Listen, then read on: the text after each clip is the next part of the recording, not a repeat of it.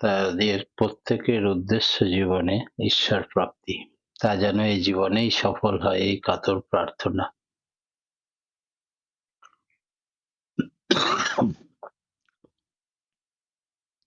মানুষের চেতন বোধ কি করে বাড়ে?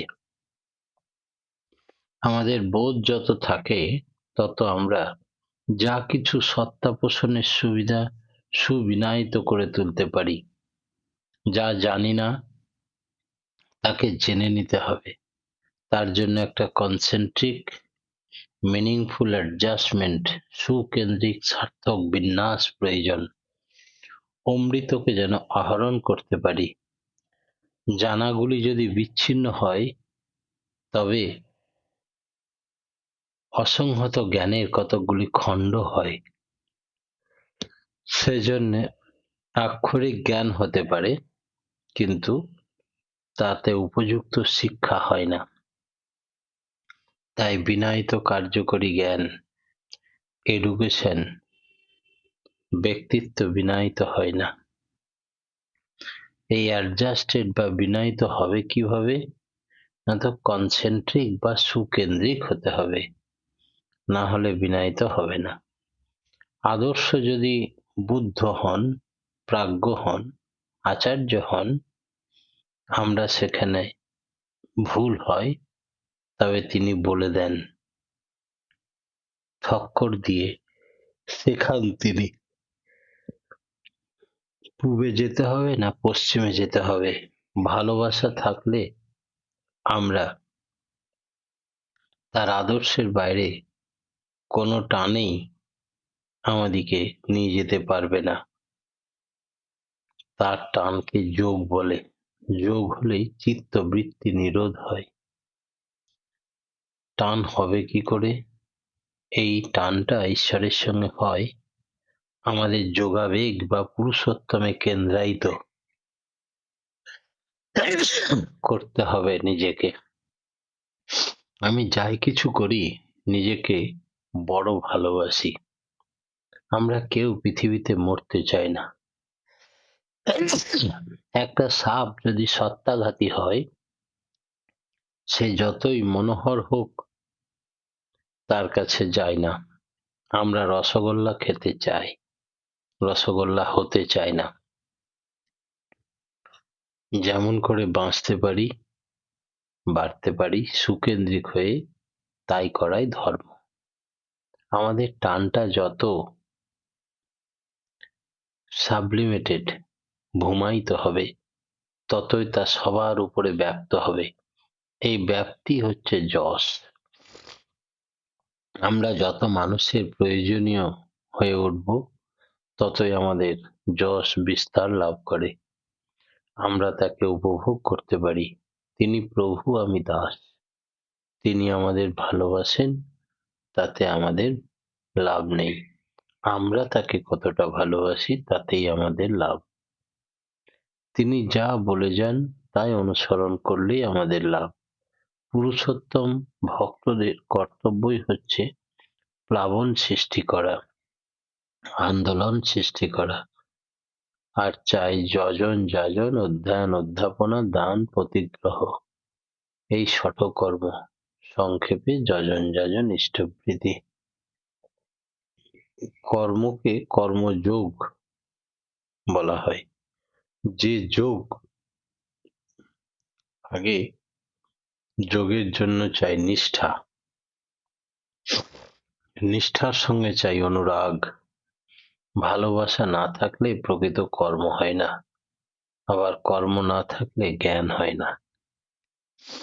ভক্তি হলে সব যোগই আছে, বিভিন্ন রকমের যোগ নেই, এক যোগই আছে। এগুলি একেরই রকম ফের। ভক্তি বাদ দিয়ে যে জ্ঞান, সেখানে যোগ নেই, সেখানে তিনি নেই, কারণ সেখানে সুকেন্দ্রিকতা নেই। ঈশ্বরকে প্রাপ্তির রাস্তা হচ্ছে শুধু তাকে ভালোবাসা।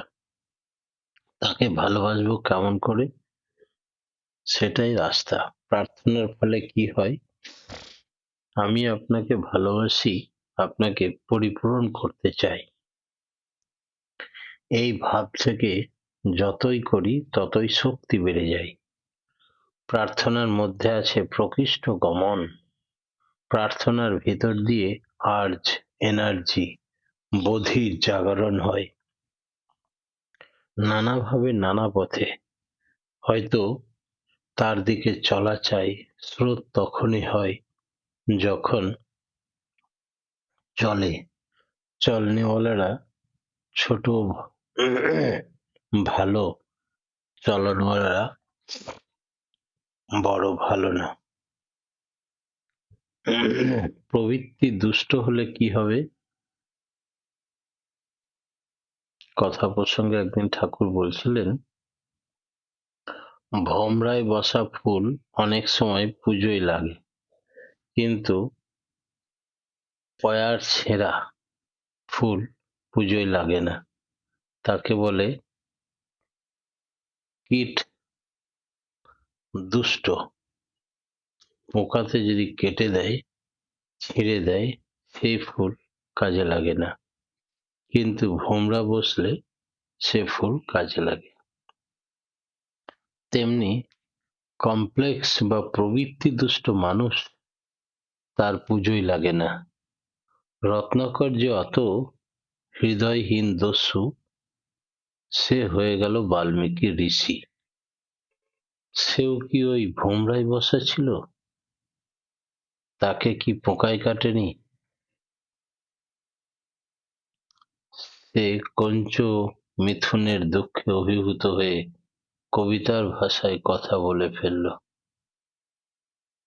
একজন বাল্মীকি তো কমপ্লেক্স প্রবৃত্তির দুষ্ট ছিল। এর উত্তরে ঠাকুর বললেন, তার ধারণা ছিল যে পাপ করেছে, তার মা, বাবা, স্ত্রী পাপের ভাগীদার, ফলভাগী হবে। কিন্তু যখন শুনল সে যে না, তা নয়, তখন এক মুহূর্তে সব ছেড়ে দিল। সে কীট দুষ্ট এই জন্যেই নয়। সে নিজের জন্য কিছু করত না, সকলের জন্য করত।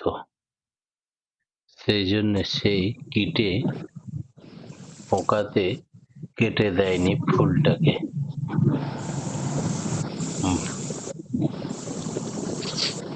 কি হলো রামকৃষ্ণ?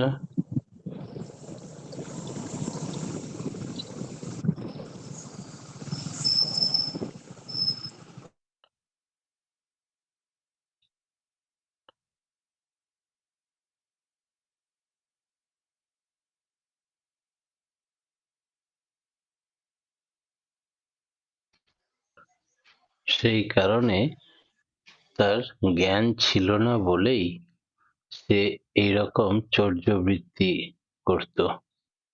সেই জন্য এটা ছেঁড়া ফুল নয়। যে জ্ঞান পাপী জেনে শুনে করে, সে আর ঈশ্বরের কাজে লাগে না। তাই এক মুহূর্তে যখনই জানলো যে তার পাপের ভাগীদার তার বাবা, মা, স্ত্রী কেউ হবে না, সেই মুহূর্তে সব ছেড়ে দিয়ে দীক্ষা নিয়ে সে ধ্যান শুরু করলো এবং সেই জন্যে সে সিদ্ধি লাভ করলো এবং রাম জন্মাবার আগে রামায়ণ লিখে ফেললো। বন্ধ থাকবে, এমনি খোলা।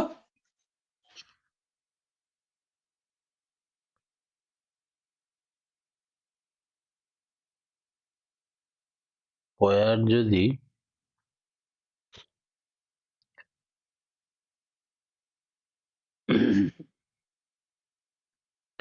কাজে লাগবে না এমন নয়, পুজোয় লাগবে না, তা নিয়ে অন্য কাজ হতে পারে। যেমন অদৃষ্ট মানুষ অনেক আছে, এমনকি কীটদষ্ট শুনলে সর্বপ্রথম মনে হয় নিজেকে। এমনি দষ্ট নন খড়িত, তবে ভয় নেই কিছু হরিনামের গুণে গহন বনে কল্পতরু মঞ্জরে। তাই বংশগতির কথা ভাবলে তো আর আশা দেখি না।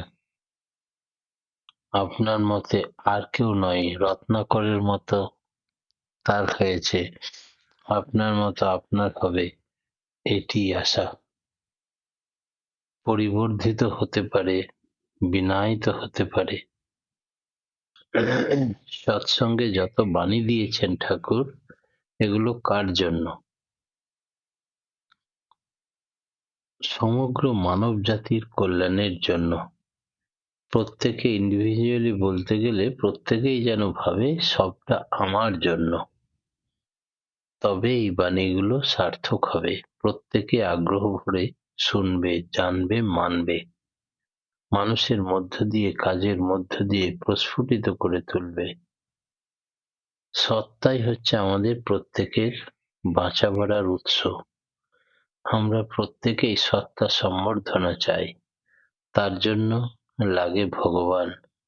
আর এই সেলফ অ্যাডজাস্টমেন্ট, আত্মনিয়ন্ত্রণ, এনভায়রনমেন্টাল অ্যাডজাস্টমেন্ট, পরিবেশিক নিয়ন্ত্রণ, আমি যা বোধ করি তাই আমার শিক্ষায় কাজে লাগে। পড়াশোনা যা কিছু আমরা ঠেকে শিখি সেটি আসল জ্ঞান। আর এই জ্ঞান আহরণের উপায় হলো ওই আদর্শে সুকেন্দ্রিক হয়ে চলন। তার একটা জীবন্ত বেদী চাই। যীশুখ্রিস্ট নিজেকে কনসেন্ট্রিক কেন্দ্রায়িত হলে হবে না, তাতে বিশ্ব, তাতে দ্বন্দ্ব মিটবে না, অ্যাডজাস্টমেন্ট বা নিয়ন্ত্রিত হবে না। সকলকেই সেই সুকেন্দ্রিক জীবন যাপন করতে হবে, তাতেই সব সমস্যার সমাধান। প্রত্যেকের সার্বিক মঙ্গল প্রার্থনা জানিয়ে আজকের মতো আমার ইষ্ট প্রসঙ্গ এখানেই শেষ করলাম। জয় গুরু।